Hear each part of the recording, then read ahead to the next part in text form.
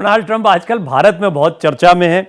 पहले तो वो सीज़फायर वाले मुद्दे पर खुद कूद पड़े थे, बाद में किरकिरी भी हुई, लेकिन फिर अब ये एप्पल को लेकर वो चर्चा में। हालांकि मसले दोनों अलग अलग हैं, लेकिन जुड़ते कहीं ना कहीं भारत से हैं। तो लोग सोच रहे होंगे डोनाल्ड ट्रंप को क्या हो गया है, घबरा क्यों गए हैं, क्यों परेशान है। उनकी मजबूरियां कई सारी ऐसी हैं डोनाल्ड ट्रंप की फिर से चुने जाने के बाद, इनको थोड़ा समझेंगे। और ख़ासतौर पर एप्पल, इसकी व्यावहारिकता को भी समझेंगे कि एप्पल भारत में ही क्यों बन सकता है, क्यों बन रहा है, और एप्पल को अपने यहां ले जाने के लिए इतने आतुर क्यों दिखाई दे रहे हैं डोनाल्ड ट्रंप, और धमका क्यों रहे हैं लगभग एप्पल कंपनी को कि आप पर 25% टैक्स लगा देंगे या नहीं बनाया तो। जैसे कई पहलुओं को आज हम समझने का प्रयास करेंगे। अमेरिकी राष्ट्रपति डोनाल्ड ट्रंप ने एक बार फिर एप्पल के सीईओ टिम कुक को कड़ी चेतावनी देते हुए कहा है कि अमेरिका में बिकने वाले आईफोन अमेरिका में ही बनने चाहिए, भारत या किसी और देश में नहीं, वरना उनको कम से कम 25% टैरिफ देना होगा। टैरिफ बहुत करते हैं आजकल डोनाल्ड ट्रंप। अमेरिकी राष्ट्रपति ने ट्रुथ सोशल पर एक पोस्ट में कहा कि मैंने बहुत पहले ही एप्पल के सीईओ टिम कुक को बता दिया था कि मुझे उम्मीद है कि अमेरिका में बिकने वाले उनके आईफोन का प्रोडक्शन अमेरिका में ही होगा, भारत या किसी और जगह पर नहीं। इससे पहले ट्रंप ने कहा था कि उन्होंने कुक से भारत में प्लांट बनाने से मना किया है। ट्रंप ने कहा था कि मुझे टिम कुक से थोड़ी परेशानी हुई, वो पूरे भारत में निर्माण कर रहे हैं, मैं नहीं चाहता कि आप भारत में प्रोडक्शन करें। हम आपको बता दें कि एप्पल अपने अधिकांश आईफोन चीन में बनाता है और अमेरिका में उसका कोई स्मार्टफोन प्रोडक्शन नहीं है। मार्च तक 12 महीनों में एप्पल ने भारत में $22 बिलियन के आईफोन असेंबल किए हैं, जिससे पिछले साल की तुलना में उत्पादन में लगभग 60% की बढ़ोतरी हुई है। वहीं ट्रंप की इस चेतावनी के बाद अमेरिका की लीडिंग टेक्नोलॉजी कंपनी में से एक एप्पल की बिक्री और मुनाफे दोनों को भारी नुकसान पहुंच सकता है। अमेरिकी राष्ट्रपति ट्रंप की धमकी के बाद अब अमेजन, वॉलमार्ट समेत कई अन्य प्रमुख कंपनियां भी व्हाइट हाउस के निशाने पर आ गई हैं। ये बड़ा समझने जैसा विषय है, बहुत दिलचस्प विषय है। देखिए, इसमें भारत की ताकत भी दिखाई देती है, भारत की प्रॉस्पेरिटी भी दिखाई देती है आने वाले समय में, अमेरिका की चिंता दिखाई देती है। वही अमेरिका, वही डोनाल्ड ट्रंप जो हमारे बड़े अच्छे मित्र बताते हैं अपने आप को, इसको समझते हैं। Doctor Anshu Joshi, international studies JNU, मेरे साथ जुड़ रही हैं, और जाने माने अर्थशास्त्री शरद कोहली जी भी मेरे साथ जुड़ रहे हैं। दोनों से आज इस मुद्दे पर बात करेंगे। शरद जी इस मुद्दे पर कई बार अपनी बात रख चुके हैं। डॉक्टर अंशु भारत और अमेरिका के संबंधों पर लगातार हमारी जानकारियां बढ़ाती रही हैं। तो शरद जी, ये तो आपका विषय है, तो शुरुआत में आप ही से कर लेता हूं। पहले मुझे ये बताएं, ये इतना परेशान क्यों है डोनाल्ड ट्रंप, और ये इसकी व्यावहारिकता भी बताएं कि टिम कुक की मजबूरी क्या है कि कितना ही धमका लो, बनाना तो भारत में ही पड़ेगा भाई। बिल्कुल। नमस्कार डॉक्टर प्रवीण, नमस्कार मेरी फेलो पैनलिस्ट को और भारत एक्सप्रेस के सभी व्यूअर्स को। मैं समझता हूं कि पैर पर कुल्हाड़ी मारना होता है, ये कुल्हाड़ी पर पैर मारना होता है। ये बिल्कुल ऐसा कदम होगा अगर वो अपने ही हम तो डूबेंगे सनम, तुम्हें भी ले डूबेंगे, आप भारत को तो नुकसान पहुंचाएंगे नहीं, अपने को नुकसान पहुंचाएंगे पहले, भारत को तो बाद में नुकसान होगा। और 25% टैरिफ आईफोन पर लगने का मतलब है कि आईफोन अमेरिका में महंगा हो जाने वाला है। वो पहले तो वो ये समझ ले कि वो भारत के ऊपर पेनल्टी लगा रहे हैं, एप्पल के ऊपर लगा रहे हैं, या अपने देशवासियों पर पेनल्टी लगा रहे हैं। मुझे लगता है अपने ही देशवासियों पर पेनल्टी लगा रहे हैं, क्योंकि आधे से थोड़े फालतू आईफोन्स इस समय अमेरिका में कंज्यूम किए जाते हैं, तो उनके यहाँ महंगा हो जाएगा। मैं कैलकुलेट कर रहा था कि अगर 25% के टैरिफ लगता है तो $886 के आसपास का अगर फोन आ रहा है, अभी जो हाई एंड फोन आता है, वो फोन अब हो जाएगा करीब $975 का। तो उनके खुद के यहाँ फोन महंगा हो जाएगा। 2007 में डॉक्टर प्रवीण आईफोन निजात हुआ था, और आपने भी ये महसूस किया होगा, सुना होगा, जब कोई रिश्तेदार अमेरिका जाया करता था तो उसको कहा जाता था भैया हमारे लिए आईफोन ले आना, वहां पर सस्ते होते हैं, हमारे यहाँ महंगे होते हैं, क्योंकि हमारे यहाँ जो है कस्टम ड्यूटी लग जाती है वगैरह वगैरह, और वहां का तो ये जन्म ही इसका वहीं का है, तो वहां सस्ता मिलता है। मुझे लगता है अब आने वाले समय में अमेरिकन ये कहा करेंगे भैया अगर भारत जाओगे या चाइना जाओगे तो वहां से एक आईफोन हमारे लिए लेते आना, ये हमारे यहाँ का प्रोडक्ट वहां सस्ता मिलता है या महंगा मिलता है। मुझे नहीं पता ट्रंप साहब क्या करना चाहते हैं, डोनाल्ड टैरिफ साहब, सॉरी डोनाल्ड टैरिफ साहब नहीं, डोनाल्ड ट्रंप साहब क्या करना चाहते हैं, मुझे नहीं पता। उनका क्या हर चीज को वो टैरिफ के तराजू में तोलना चाहते हैं। उनको ये देखना होगा कि क्या अमेरिका में, बड़ी बात मैं बोलने जा रहा हूं डॉक्टर प्रवीण, कि क्या अमेरिका आईफोन उस कीमत पर बनाने को तैयार है। मैं आज एक मैथमेटिकल आकलन करूं तो ये टैरिफ लगाने के बाद एप्पल क्या करेगा। मान लीजिए टैरिफ लग जाता है तो एप्पल क्या करेगा, कुछ कॉस्ट तो अपने में अब्सॉर्ब कर लेगा, 5-10% के करीब वहां पर कॉस्ट बढ़ जाएगी। ये तो हुआ एक सिनेरियो। अब दूसरा सिनेरियो हुआ कि जो ट्रंप साहब चाह रहे हैं, हालांकि एप्पल ने $500 बिलियन अमेरिका में कमिट कर दिया है, 20,000 जॉब्स उससे क्रिएट होंगी। ये यहां तक ऐसा, उसके बाद भी इनको इनको तसल्ली नहीं है। अगर ये अमेरिका में बनते हैं तो मेरे हिसाब से इस आईफोन की कीमत 50% बढ़ जाएगी। क्यों बढ़ जाएगी मैं आपको बता देता हूं। $40 प्रति घंटा आईफोन बनाने के लिए स्किल्ड जॉब चाहिए। आईफोन मनरेगा नहीं है कि आईफोन आपने आपने एक सड़क किनारे खुदवा दी, उसमें फिर मिट्टी भरवा दी। आईफोन के लिए हाईली स्किल्ड लेबर चाहिए, जो कि अमेरिका में $40 प्रति घंटे के दर पर मिलती है। अगर $40 प्रति घंटे की दर से आप लेबर वहां पर लगाएंगे तो आईफोन की कीमत 50%, तो मैं आपको बहुत कंजर्वेटिव एस्टिमेट डॉक्टर प्रवीण दे रहा हूं, इससे भी ज्यादा बढ़ सकती है। तो वो और नौकरियों की वो बात करते हैं वो चाहते हैं कि नौकरियां यहां पर आए जी। तो मैं उनको बता दूं, एप्पल की जो सेल गिरेगी इस कीमत बढ़ने की वजह से, उसकी वजह से एप्पल को बहुत सारे लोग निकालने पड़ जाएंगे। पहले वो ये देख ले, एक इकोनॉमिक में कॉन्सेप्ट होता है कॉस्ट बेनिफिट एनालिसिस, कि इससे फायदा होने वाला है या नुकसान होने वाला है। मुझे लगता है ट्रम्प साहब, देखिए अब तो आप और हम, ये एक ओपन सीक्रेट है डॉक्टर प्रवीण, बहुत ही खुला सीक्रेट है कि ट्रम्प साहब पहले बोलते हैं, क्षमा करें मुझे इस बात के लिए, और बाद में सोचते हैं। तो मुझे लगता है उनको बाद में जब इसकी गहराइयों का एहसास होगा कि उनकी इस घोषणा का असर क्या होने वाला है, तो उनको समझ में आ जाएगा, जैसे चाइना के साथ अच्छा, हुआ, मुझे तो ये भी बाकी लगता है देशों के शरद साथ जी कि हुआ। वो बोलते हैं और बोलने के बाद में उनका बोलने तक ही सीमाएं हैं उनकी। उनको ये जैसे रेसिप्रोकल टैरिफ को ही लेकर खूब बोले लेकिन पलट गए। आपने बोला था सबसे पहले कि ये कुछ नहीं कुछ दिनों का चलेगा, मुझे याद है बहुत अच्छे से, और उसके बाद में हमने देखा कि वो पूरा मामला हवा हवाई हो गया। एप्पल को लेकर भी ये क्या माहौल बना रहे, थोड़ा डॉक्टर अंशु को चर्चा में शामिल करना चाहूंगा। डॉक्टर अंशु, ये एक जब अंतर्राष्ट्रीय संबंधों की बात होती तो एकदम डोनाल्ड ट्रंप मतलब भारत के सबसे प्रिय मित्र, प्रधानमंत्री मोदी के सबसे दिखाया, मुजाहिरा भी उन्होंने ये किया है। हालांकि उनकी अपनी मजबूरियां हैं, ये समझना भी जरूरी है कि वो चुनकर आए, बहुत सारी उम्मीदों के पहाड़ पर चढ़कर वो आए हैं, बहुत सारे सपने दिखाए हैं उन्होंने, अमेरिका फर्स्ट की बात कही है, और साथ ही साथ में यहाँ जॉब्स क्रिएट करेंगे। इकोनॉमी नीचे गिरती जा रही है, उसको संभालने के लिए वो सारथी बने हुए हैं। तो बहुत सारी चुनौतियां हैं, फिर भी मिक्स ये हो रहा है कि भारत के अहित की बात करते वो बहुत दिखाई दे रहे हैं। इस पर थोड़ा मैं आपका विश्लेषण चाहूंगा। प्रवीण जी, इस पूरी चर्चा को कूटनीति की ओर ले जाने के लिए, अंतर्राष्ट्रीय संबंधों की ओर ले जाने के लिए बहुत बहुत धन्यवाद, क्योंकि कुछ 2-3 महत्वपूर्ण बिंदु अपने विषय के संदर्भ से मैं आप सभी के साथ आज साझा करना चाहती हूँ। एक तो ये हम समझ लें कि राजनीति में और विशेषकर कूटनीति में there is no permanent enemy, there is no permanent friend. दूसरा, आपने बिल्कुल सही बात कही, ये जो ट्रम्प 2.0 के ट्रम्प है ना, ये ट्रम्प 1.0 वाले ट्रम्प से बिल्कुल भिन्न दिखाई पड़ते हैं। मैं मानती हूं कि उनको बहुत सारी आंतरिक और विशेषकर आर्थिक चुनौतियों का सामना करना है और अपने देश के नेशनल इंटरेस्ट्स उनके लिए सबसे बड़े होने चाहिए। लेकिन जिस तरह की घोषणाएं और इन घोषणाओं की जो टाइमिंग है, अब इस ओर मैं आपका ध्यान आकर्षित करना चाहती हूँ। देखिए, पहले पहलगाम अटैक होता है 22 अप्रैल को, और सीधी सीधी इसमें भूमिका दिखाई पड़ती है कि पाकिस्तान के हवाले से किस प्रकार से दुर्दांत आतंकवादी हमला भारत पर किया गया। भारत जवाब देता है एक डिप्लोमेटिक सर्जिकल स्ट्राइक के माध्यम से, और उसके बाद फिर भारत ने सीधे सीधे ऑपरेशन सिंदूर को अंजाम दिया। इतना प्रिसाइज, वेल कैलकुलेटेड ऑपरेशन जिसको पूरे विश्व ने सराहा। अब यहां से आप समझिए कि यहां से क्या बदलना शुरू हुआ।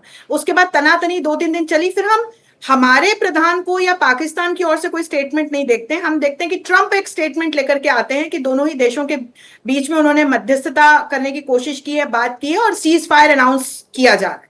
पहली बात तो कोई युद्ध, घोषित युद्ध हो ही नहीं रहा था, सीज फायर किस बात का। अब इसके बाद देखिए स्थितियां कैसी बदली। जब हमारे प्रधानमंत्री ने राष्ट्र को संबोधित किया, उन्होंने अपने पूरे संबोधन में ट्रंप को कहीं एक्नॉलेज नहीं किया। जब हमारे सेना के प्रधानों ने प्रेस को संबोधित किया, जनता को संबोधित किया, उसमें ट्रंप का कहीं एक्नॉलेजमेंट नहीं था। तब जब खाड़ी देशों की यात्रा पर अभी ट्रंप निकले, तो उन्होंने इस बात को स्वीकारा कि भारत और पाकिस्तान के बीच जो ये एक विराम की स्थिति आई, जो अभी डी एस्केलेट किया है दोनों देशों ने, इसमें उनकी कोई मध्यस्थता नहीं रही है। अब आप 2-3 बिंदु समझें। पहली बार भारत की अचूक सैन्य शक्ति का, बहुत ही श्रेष्ठतम सैन्य शक्ति का परिचय पूरे विश्व से हुआ। ग्लोबल वर्ल्ड ऑर्डर में भारत तेजी से उभरती हुई एक शक्ति है। अभी तक ट्रंप भारत को जिस भी दृष्टि से देख रहे हो, लेकिन यहां मुझे लगता है कि उन्होंने एक प्रतियोगी की दृष्टि से भारत को देखा। और एक चीज समझ लें कि ट्रंप चीन के बाद भारत को एशिया से एक दूसरी उभरती हुई शक्ति के रूप में वैश्विक स्तर पर नहीं देख सकते हैं, क्योंकि वो आगे चल करके अमेरिका के लिए एक बहुत बड़ी चुनौती बन सकता है। आप देखिए, भारत आज सबसे तेजी से बढ़ती हुई अर्थव्यवस्था है, और अमेरिका के सामने कितनी सारी आर्थिक चुनौतियां हैं। सो मच सो कि मेरे साथ इतने बड़े अर्थशास्त्री बैठे हुए हैं, उनको भी पता होगा कि पिछले साल कैसे एक डेट क्राइसिस की स्थिति अमेरिका में बनी थी। अमेरिका अपने कर्ज नहीं चुका पा रहा था, तो वो डेट सीलिंग को बढ़ाना पड़ा था। और दूसरी चीज ये कि चाइना से डिपेंडेंसी खत्म करने के लिए टिम कुक चाह रहे हैं कि, और फिर पिछले कुछ वर्षों में भारत में मैन्युफैक्चरिंग भी आईफोन की कई गुना बढ़ी है, बड़ा मार्केट है भारत में, एक बड़ी यहाँ पर एक उनके लिए अच्छा कंजीनियल एनवायरनमेंट है, तो वो यहाँ आना चाह रहे हैं। लेकिन ट्रंप के लिए समस्या ये है कि यदि वो ऐसा होने देते हैं तो एक तरफ न सिर्फ भारत को बहुत फायदा होगा, भारत एक बड़ी अर्थव्यवस्था के रूप में और अगले पायदान पर आ जाएगा। वहीं ये बड़ा इंटरेस्टिंग, मैं इनफैक्ट यहाँ आना चाहता था। जैसे आपने मुझे कहा ना कूटनीति की तरफ ले जाने के लिए धन्यवाद, तो एक बार फिर शरद जी के विषय पर लाने के लिए आपका बहुत बहुत धन्यवाद कि शरद जी ये बात सही है जो अभी डॉक्टर अंशु ने कही है कि अभी ये कंपटीशन आप देखिए चाइना और भारत। टिम कुक क्यों भारत को बेस बनाना चाहते हैं ये भी लोग जानना चाहेंगे। भारत की प्रबल संभावनाएं क्या हैं, भारत के फायदे क्या हैं, और चाइना का विकल्प अगर भारत है तो क्या अमेरिका के लिए भी चाइना जैसी ही चुनौती ना बन जाएगा, डर भी कहीं अमेरिका में है? बिल्कुल है डॉक्टर प्रवीण। देखिए अगर हम आईफोन की बात करें तो 1 लाख करोड़ से ऊपर का हमारा एक्सपोर्ट हो चुका है और धीरे धीरे ये बढ़ रहा है। अब देखिए, जहां तक ट्रम्प साहब के हमारे दोस्त हैं, हितैषी है, मैं आपको बता दूं अमेरिका किसी का दोस्त नहीं है। अमेरिका किसी का दोस्त हो ही नहीं सकता। और अब मौजूदा हालात में तो अमेरिका का कोई दोस्त नहीं है। वो सिर्फ और सिर्फ एक बिजनेसमैन दिमाग उनको चला रहा है। वो केवल और केवल ट्रेड और डील की बात करते हैं। उसको डील से मतलब है, उसको किसी देश की दोस्ती वोस्ती से कोई मतलब नहीं है। और आपको मैं कड़वी सच्चाई बता दूं, अभी आईएमएफ ने जो पाकिस्तान को ये जो एक्सटेंडेड फंड फैसिलिटी करी है, उसमें से एक छठा यानी कि 1/6 वोटिंग पावर अमेरिका के पास है। और आप माने या माने, कोई माने या ना माने, इसमें अमेरिका की सहमति के बिना ये पैसा पाकिस्तान को मिल नहीं सकता था। और हैरानी की बात थी कि ऑपरेशन सिंदूर के बीच में जब वो चल रहा था, उस दौरान में $1 बिलियन पाकिस्तान को दिया गया, जबकि लड़ाई चल रही थी। और ये सब जग जाहिर थी ये बात कि किस वजह से ऑपरेशन सिंदूर हुआ है, पाकिस्तान ने क्या हरकत करी है। तो जहां तक अमेरिका से दोस्ती की बात है, तो वो तो मैंने आपके सामने एक छोटा सा चिट्ठा खोला। ऐसे और बड़े किस्से हैं, पर ये छोटा सा हाल का मैंने चिट्ठा खोला। एप्पल जो है डॉक्टर प्रवीण, $3 ट्रिलियन उसकी मार्केट कैप है। मैं भारत एक्सप्रेस के जो व्यूअर्स हैं उनके लिए मार्केट कैप क्या होती है बता दूं सरल भाषा में। आपके जितने शेयर मार्केट में ट्रेड हो रहे होते हैं, उसको जब करंट प्राइस पे मल्टीप्लाई करते हैं तो उसको मार्केट कैप कहते हैं। और ये $3 ट्रिलियन, आपको बताऊं कि दुनिया की 5-6 अगर हम बड़ी अर्थव्यवस्थाएं ले लें तो उसी के आसपास ये मार्केट कैप केवल एप्पल की दुनिया की तीसरी सबसे बड़ी वो कंपनी है। अब वो इस कंपनी की आज ये घोषणा जो आई है, आप देखेंगे कि रात को जब नैस्डैक और S&P और डाउ जो अमेरिका की ट्रेड इंडाइसेस है स्टॉक एक्सचेंज में, जब वो खुलेंगी तो एप्पल का शेयर धड़ाधड़ गिरेगा, उसकी कीमत गिरेगी, उसकी मार्केट कैप गिरेगी। और मेरे ख्याल ट्रम्प साहब एक और बहुत बड़ी बात भूल रहे हैं, जो मैंने डॉक्टर प्रवीण आपके शो पे पहले कुछ हफ्ते पहले बोली थी। वो ये भूल रहे हैं कि अमेरिका आज अगर अमेरिका है तो अपनी टेक पावर की वजह से है। अमेज़न की बात कर लें, माइक्रोसॉफ्ट की बात कर लें। अच्छा चलिए, टेक से हटके मैं कोका कोला की बात करता हूं, मैं पेप्सी की बात करता हूं, मैं पिज्जा हट की बात करता हूं, मैं ऐसे ब्रांड्स की बात करता हूं जो कि दुनिया भर में आपको मिलते हैं। सिर्फ चांद और वीनस, मार्स ऐसे ग्रह हैं जहां वो नहीं मिलते, बाकी वहां भी कल को मिलने शुरू हो जाए कोई बड़ी बात नहीं। आप दुनिया में किसी भी हिस्से में चले जाएं, आपको कोका कोला, पेप्सी, माइक्रोसॉफ्ट इस्तेमाल करते लोग मिलेंगे। तो ट्रम्प साहब ये भूल गए कि उनके ब्रांड्स की जो अंतरराष्ट्रीय प्रेजेंस है, इसी ने अमेरिका को ग्रेट बनाया। मागा, जिसको वो कहते हैं मेक अमेरिका ग्रेट अगेन, जो उनका इलेक्शन में मोटो था, वो अमेरिका ग्रेट इसी वजह से है कि अमेरिका की जो टेक पावर है और अमेरिका की जो ब्रांड पावर है, वो पूरी दुनिया को इस समय राज चलता है। एक टाइम ब्रिटिश राज था, अमेरिका का राज ब्रांड्स के जरिए है। ब्रिटिश का राज था कॉलोनियलिज्म के जरिए। मैं समझता हूं ट्रम्प साहब इस बात को भूल गए हैं कि अमेरिका कहां नहीं है। और इस बात को वो जब लोगों से बात करते हैं, साउथ अफ्रीका के प्रेसिडेंट उनके ओवल ऑफिस में आते हैं, उनसे तू तू मैं की नौबत आ जाती है, जेलेंस्की आते हैं उनसे हो जाती है। वो ये भूल जाते हैं कि, और वो उस टाइम उनको अपना किंगडम याद रहता है कि मैं अमेरिका हूं, तो मेरे से आपको इस तरीके से मेरे को हक है। और मुझे लगता है वो अपनी ब्रांड पावर भूल जाते हैं कि ब्रांड पावर ये खत्म हो गई तो अमेरिका अमेरिका ही नहीं बचेगा। डॉक्टर प्रवीण, मैं ये बात कहना चाहता हूं। अभी कई रिसर्चेस आई हैं, कई विशेषज्ञों का मानना है कि इस सब टेंशन के बावजूद भारत की इकोनॉमिक ग्रोथ पर कोई फर्क नहीं पड़ रहा है। भारत इसको बहुत कंसिस्टेंट बनाए हुए है। चाइना का विकल्प, चाइना भी परेशान हो रहा है, अमेरिका का डर तो हम समझ। अच्छा, जब मैं आपसे बात कर रहा था तो एक और चीज मेरे जहन में आई। आपने बिल्कुल कहा टेक पावर जो है वो अमेरिका की बड़ी शक्ति रही है। इसमें हम आजकल भूल गए एक सज्जन जो बहुत साथ साथ में दिखाई दे रहे थे, आजकल थोड़ा कम वो है एलन मस्क। तो ये एप्पल के लिए ज्यादा परेशानी बढ़ाने वाली बात है कि एप्पल को परेशान किया जा रहा है या भारत के खिलाफ कुछ किया जा रहा है। फिर डॉक्टर अंशु, ऐसे में क्या आपको लगता है कि ट्रंप यहां पर दिखावा ज्यादा कर रहे हैं, यानी उनको बोलकर बयानों के जरिए बातें ज्यादा बतानी है बजाय इसके कि ये सब होगा नहीं होगा, इससे बहुत फर्क नहीं पड़ता है? हाँ, यू टर्न लेते हुए तो वो इन दिनों नजर आते हैं। पहले जो पूरे विश्व पर टैरिफ थोपने का एक पूरा अभियान चला था, हमने इस पर चर्चा भी की थी प्रवीण जी, और तब मैंने भी इस बात को रखा था कि ये अभी कह रहे हैं और विशेषकर भारत के संदर्भ में हमें घबराने की आवश्यकता नहीं है, क्योंकि वो यू टर्न लेते हुए दिखाई पड़े। पहले लगाया कुछ देशों पर, फिर वापस ले लिया, सस्पेंड कर दिया। तो उस प्रकार की स्थितियां, अब जो ये इस प्रकार की स्थितियां हैं, आपने इसमें एलन मस्क को भी के बिंदु को भी जोड़ा था, तो आपको ये बताना चाहती हूँ कि एलन मस्क की टेस्ला भी भारत में आने वाली है, तो इसको लेकर के फिर ट्रंप के क्या विचार रहेंगे? तो यहाँ पर अभी जैसा कि सुनने में आ रहा है उनकी फाइल्स पेंडिंग है, और एक माहौल भी बनाने की बात हो सकती है कि इस तरह के बातें करके ट्रंप हो सकता है कि मस्क को कहीं ना कहीं कोई किसी प्रकार का एक सेफ पैसेज देने की कोशिश कर रहे हो। लेकिन हाँ, एक मेक अमेरिका ग्रेट अगेन की दृष्टि से तो वो इस प्रकार के जो अनाउंसमेंट्स करते हुए दिख रहे हैं वो अपनी तरफ से वहां के लोगों के लिए जस्टिफाइड होगा, पर मुझे एक भारतीय होने के नाते उनकी जो इसकी जो टाइमिंग है वो मुझे बहुत एक कहीं ना कहीं प्रश्न चिन्ह यहाँ पर मुझे दिखाई पड़ता है। और विशेषकर तब जब IMF के एक महत्वपूर्ण सदस्य होते हुए ट्रंप की कहीं ना कहीं मौजूदगी में पाकिस्तान को इतना बड़ा कर्ज दिया गया है, तो ये देखना रोचक होगा कि कुछ दिनों में आगे यू टर्न लेते हैं, इसी को लेकर के कंटिन्यू करते हैं, क्योंकि उनके आसपास की जो लॉबी है वो स्वयं एक बिजनेसमैन है, बिजनेस में ही यकीन रखते हैं। तो कोई किसी को दोस्त या दुश्मन की दृष्टि से नहीं, वो बिजनेस की दृष्टि से देखते हैं। तो ये देखना बड़ा डॉक्टर अंशु, एक आपके विषय से जुड़ा हुआ सवाल है, मैं शरद से किस प्रकार एक आपके विषय से जुड़ा हुआ सवाल है, इसलिए मैं आपको बीच में रोककर आप ही से सवाल पूछ रहा हूं, फिर शरद जी के पास जाता हूं। लेकिन मुझे ये बताइए कि एक लॉबी आपने जो जिक्र किया ना, ये मेरे दिमाग में चल रहा था, लेकिन बहुत सारे दूसरे विषय आ गए। हम देखते हैं कि डोनाल्ड ट्रंप के इर्द गिर्द हिंदुस्तानी मूल के हैं, तो वो अमेरिकन सी, लेकिन उनके मंत्रिमंडल में देख लें या आसपास देख लें, हिंदुस्तानी लॉबी बड़ी तगड़ी हो रही है। क्या ये भी डराता है एक राष्ट्रपति को? मुझे नहीं लगता कि ये कोई भय करने की बात है। और तब जबकि ट्रंप दूसरी बार अमेरिका के राष्ट्रपति बन के आए हैं और बीते इन वर्षों में उन्होंने हर प्रकार की स्थितियां देख ली हैं, तो उन पर केस भी चले और तमाम जो प्रतिकूल परिस्थितियों में वो फिर से अमेरिका के राष्ट्रपति चुन के आए हैं। और भारतीयों के प्रति अपने पिछले रिजीम में हमने देखा कि किस प्रकार से एक अनुकूलता उनके स्वभाव में थी। भारत के साथ, हमारे प्रधानमंत्री के साथ उन्होंने किस प्रकार की घनिष्ठ मित्रता को स्थापित किया, आगे लेकर के गए भारत और अमेरिका की स्ट्रेटेजिक पार्टनरशिप को।